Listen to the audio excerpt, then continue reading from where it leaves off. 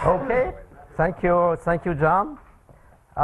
Thank you also for the organizer for this opportunity to participate in this workshop. I was a postdoc with Joe between 1979 and 1981. It was a very exciting time. There were many postdocs at the time. Many problems, of course, that with Joe, modeling all kind of different aspects of life. A lot of these problems were fun problems. There were also some problems at the time that he would refer to as a problem to pay the bill. Means to send to the sponsors and so forth. I enjoyed very much. I would have liked, in fact, almost to be a postdoc all my life. So after 3 years, I went to Joe's office and I said, well, I assume I can still be a postdoc next year. I was surprised to say, he said, no. It's time for you to get a real job. So I applied for real jobs. He wrote a nice letter for me. So I got a real job. But then Joe added at the time, I like working with you, and a good way to remain friends is to continue to work together. And that's in fact what we did over the years. We interacted on many problems and wrote papers together after that time. And we still have, in fact, some unfinished work, some unfinished papers. So I wish he would still be with us today to continue this. So I'll be talking about free surface flows. That's something I've been spending a lot of time working on. And I'll just put a picture that to make things clear what I mean by the free surface flows. We would have here a layer of water bounded maybe by a bottom with some kind of disturbance. And then we have a curve, which is a free surface, and which can be viewed, let's say, as the interface between water and the atmosphere, which is just characterized by a constant atmospheric pressure. And what I'll talk about today is about singularities which can occur on the free surface. Sometimes, if the displacement of the free surface is very big, you can get a singularity appearing at the free surface, but you also get singularities in problems in which the free surface is intersecting a rigid surface. Like, for example, if instead of having a submerged object, we would have a ship on the free surface. If this object that you have at the bottom is a very long object perpendicular to the screen, then essentially the flow is two-dimensional. But of course, we can get, in most situations, three-dimensional flows. For example, if that circle is just half a sphere, which is at the bottom. And the work is extensions and motivated by some work that I did with Joe. In fact, on two papers, one of them published in 1997, and another one published in Study of Applied Mathematics in 1998, which is a paper also joint with Paul Milewski, who is there sitting at the back. And so these papers deals with singularities.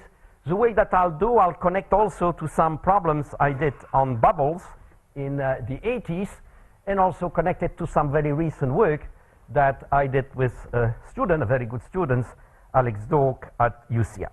And we'll talk about singularities and goes on free surfaces and goes successively on three types of problems. The simplest one, which is a two-dimensional, then the flows which are axisymmetric, and then finally talk about some really fully three-dimensional flows. So first part, two-dimensional flows. Just to make things clear, in all what we're going to do, two-dimensional, three-dimensionals, and so forth, in this talk, the fluid, the water will be assumed to be inviscid and incompressible, the flow to be irrotational, and all the flows to be, in fact, steady flows.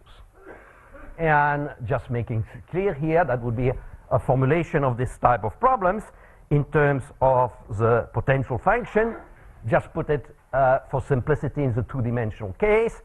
U and V are the horizontal and vertical component of the velocity, and essentially what you would have to do is to solve Laplace equation in the flow domain with the kinematic boundary condition on the free surface y equals zeta of x, and also the kinematic boundary condition on any rigid boundary that you would have in the flow, and in particular on the bottom.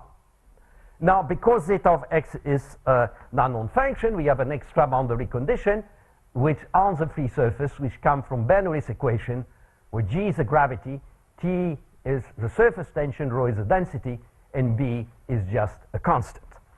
And in the two-dimensional case, you can solve these problems by making use of the theory of analytic functions. Everything is nice in the two-dimensional case, and big of a simplification comes of using the potential function and the associated stream function psi as independent variables. We'll see later that we'll do something similar for the axis-symmetric problem.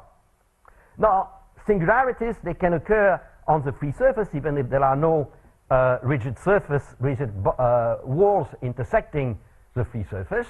And the classical example comes back to the work of Stokes, who study waves, gravity waves propagating on the surface of the fluid.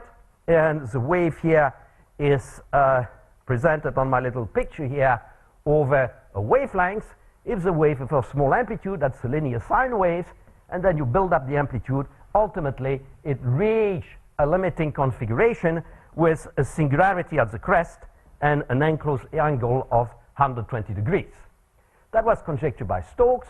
Very accurate numerical calculations were already done by Mitchell in 1883, of course done by hand. He developed a very efficient code to do the things. He could do the calculation by hand, obtain, in fact, everything to 3 decimal place. And if you implement that on a computer, you can very easily get 10 decimal place or very easily.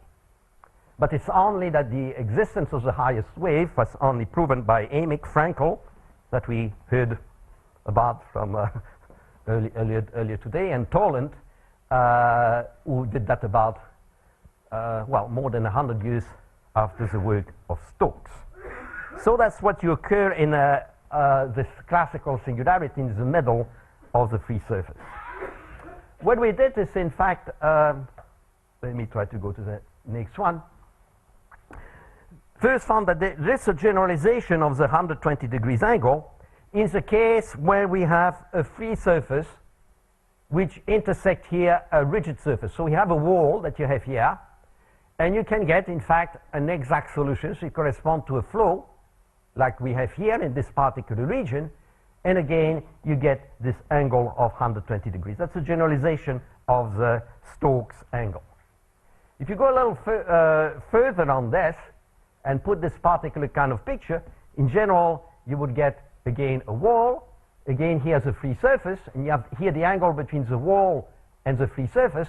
It turns out that by local analysis there are only, in the case, we're talking here of the case, only gravity is included in the problem, only 3 possible value of the angle mu. The 120 degrees that I just mentioned, mu equal pi over 2, in which case the free surface that we have here would be horizontal, and mu equal to pi when the free surface would then leave the wall tangentially. Only these 3 values that you get in that problem. The application of that of bubbles that I did in the 80s is to look, in fact, at the problem of a very long bubble, a 2-dimensional problem which is rising between 2 walls. So the bubble extends to infinity in that particular direction, and, well, it can be shown by very easily by images that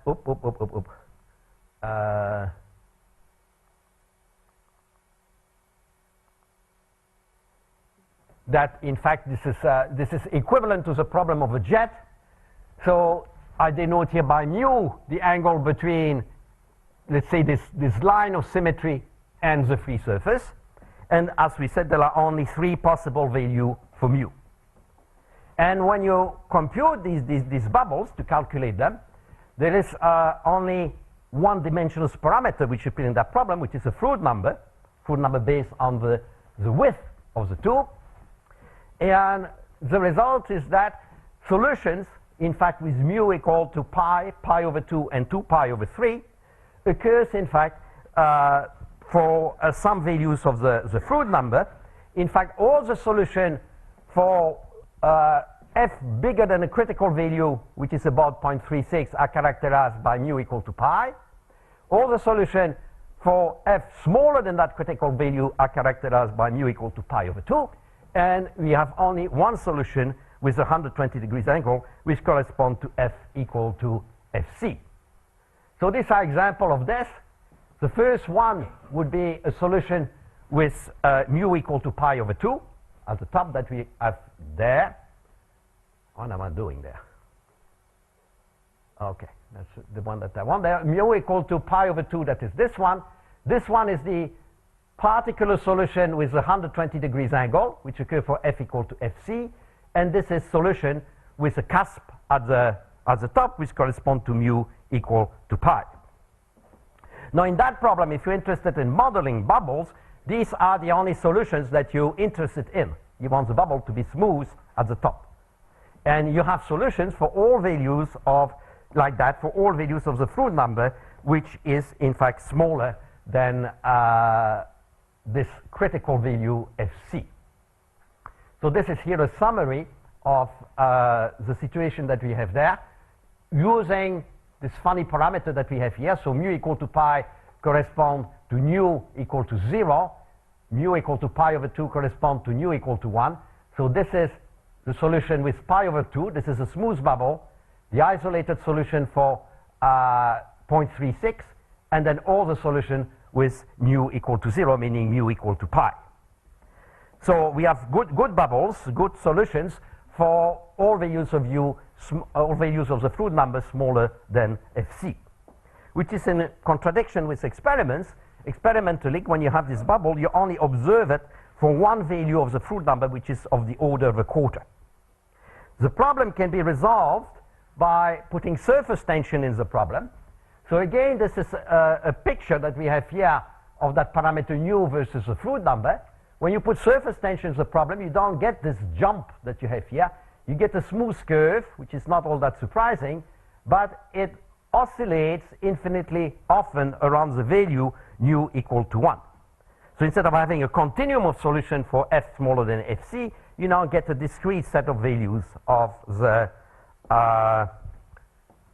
fluid number for which you have a solution. This is a blow-up of that particular picture, which shows, in fact, all these solutions, this discrete set of solutions.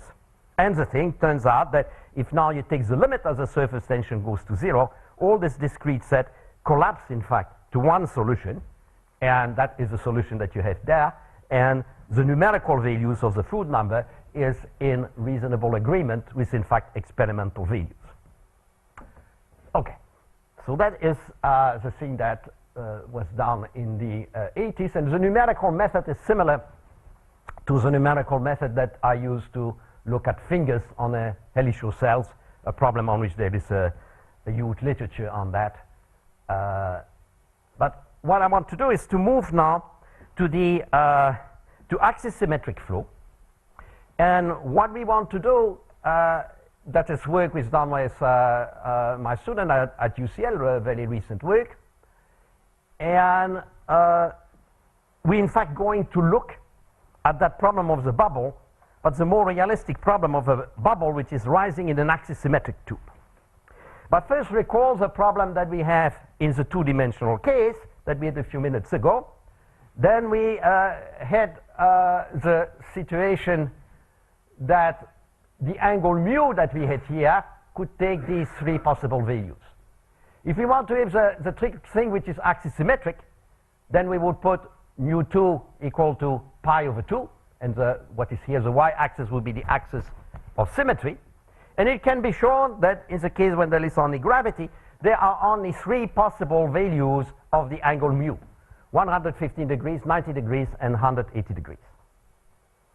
And for example, by local analysis, this is the exact solution, the axis-symmetric solution with this 115, so you get 130 in the middle, and it's just a cone that was first a solution which was identified by Garabedian on this, and we recovered that particular solution. So we want to look at the problem of a bubble, but not rising in an axis-symmetric tube, the equivalent of what we consider before in two dimensions. experiments on that particular thing were performed in 1950 by Davis and Taylor. There was previous work on the work by Levin and Young, but what we did is to, in fact, refine these solutions and find more properties of the solutions by using, in fact, the potential function and now the Stokes stream function as independent variables. That's something which goes back. I think the first person to do that was Woods in the 50s. So we used that particular method and also refined it. Now, of course, when you go and use phi and psi as independent variable, psi being the Stokes stream function, it's no longer a conformal mapping because psi does not satisfy Laplace equation. So, but you can still do that transformation and solve the problem then by finite difference. And these are bubbles which we were calculated. Again, there is a critical value, Fc, for which all the bubbles, you get all smooth bubbles for values which are smaller than that critical value. This is the one that you have there, which will correspond to the, what am I doing? Yeah. The one there on the left at the top is the one corresponding to the Garabedian angle. And then, interestingly, these flows behave like the two-dimensional flows. When you put surface tension, again, you get a discrete set of solutions. And the solution is qualitatively similar than for the two-dimensional problem. In fact, these are the branches of solutions which all approach the same values for the on top, in fact, for the two-dimensional case. And here at the bottom is the same situation for the axisymmetric case. Now, depending on the branch of solutions, if you look at the profiles, they are, in fact, we were found that first in the axisymmetric case, but we look again then at the two-dimensional problem. On the different branches that you have, you can then, with surface tension, you can get a number of oscillations on the profile. And this is for the two-dimensional case, and this is what you get for the axisymmetric case. Then you can do the selection in the same way, and this is the selected bubble, and in this case, numerical values is in fact rather close to the experimental values obtained by G.I. Taylor in 1950. How am I doing? It's a question of time. Another 3 minutes. Another 3 minutes. So that is the same thing showing all the streamlines. Three-dimensional problem, that's the thing that I did with Keller in that case. The thing came from a very, very simple thing. Is this 120 degrees that we have in the Stokes wave, would we get an equivalent thing in a fully three-dimensional case? Now, the 120 degrees in the two-dimensional case, you can look at it, because it's a two-dimensional situation, imagining that the situation is identical to any plane parallel to the screen, so that angle that you have here is like a roof that you have there. Now you can say that the top of the roofs, instead of having a straight line, you could put some curvature on it. And if you do that, a local analysis, still locally, you get that two-dimensional problem. So it's a very, very simple the think of Joe. And then we looked then, well, can we find an example of a three-dimensional flow where this occurs? And we found one by looking, problem which was first looked at by Larry Forbes and Graham Hocking, having a point source underneath a free surface. And with this, you have the flow, you have a point source, just the effect of gravity, and the thing is axisymmetric around the z-axis. We're going to recover that three-dimensional flow, but by the intermediate step, in fact, of an axisymmetric flow. So when you solve that thing, this is the type of profile that you get. The vertical scale is largely exaggerated. Ignore the profile number D. So this is for a rather small value, again, of the fluid number. This is for bigger values. You get waves appearing on the free surface of decaying amplitude. And if you build up the fluid number, ultimately, that crest that you have there is going to come at the stagnation level. So now if you rotate, now this is axisymmetric around this particular axis, what you have in that case is a kind of a ring of stagnation points. And it seems that when we do that and look at the thing locally, it seems to fit quite well 120 degrees. When I look at that, I said for the purpose of this talk, I should improve that particular profile, because when I did it with Joe, I could put maybe 1,000 points on the free surface. Now it's easy to put 3,000 points and so forth. It still gets a little hopeless when you know, to get the thing near the crest. So I did a number of things first to find a better asymptotic solution to truncate the solution that you have there.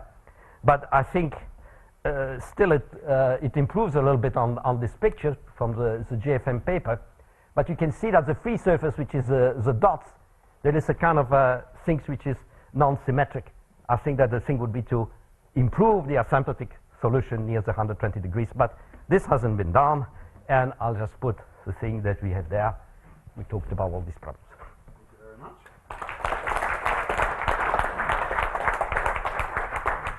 Looks like a case for someone to do some small surface tension asymptotics. Very quick question for somebody. No?